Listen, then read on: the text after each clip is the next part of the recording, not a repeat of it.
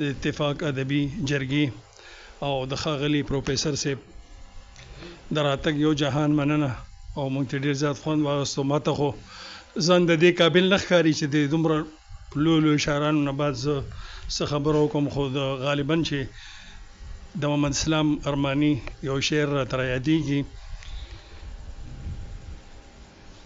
وخت که په موږ باندې هر څومره ستم کړی دی، موږ په سندرو د لوټ شوي ژوند ماتم کړی دی، او ستا د راتلو په خوشحالۍ کې د نغمو اهتمام موږ کور په کور کلي په کلي چم په چم کړی دی. او که ستاسو اجازه دي نو بس یو دغه به ووایم، رومانس خو تاسو ډېر ووایي، زه به خپل یو زوړ نظم دی هغې به یو څو شعرونه راته ووایم.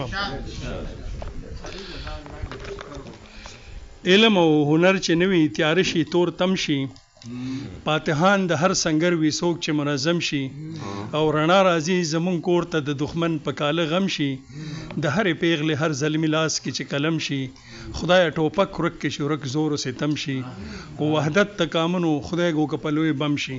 لوی بم یعنی ایټم بم. مونږ دلته ډېر وازونه اورېدلي، په پردي سنګر مو ډېر سرونه دي شیندلي، ډېر جنتونه دوزخونه مستایلي، خو رښتیا نه شو هغه ملا چې فرمایلي، پیغلې ولولې متار پتار ګریوان شلیدلي، او پښتون تاریخ مې دا منظر کله ولیدلی. ستا تصور د ژوند تیارو کې رڼا ده، امید درون سحر مې فکر کې ځلا ده، د لوی کلندر او ګران ساحل چې لیلا ده، سپرلو نن سینګار کړي هغه پښتونخوا ده، راغلي مشالونه د لر او بر رڼا ده، دا خاوره بیا پلټون د یو نوي احمد شاه ده. مسکا امن او شعور راویښوي، شعور چې کله ویښ شي بیا ضمیر راویښوي، او ضمیر چې کله ویښ شي بیا جمهور راویښوي، ویښ جمهور بیا د اوده کام تقدیر راویښوي، او د تقدیر فکر چې ویښ شي بیا تعبیر راویښوي، تعبیر چې خندزن شي ستا تصویر راویښوي.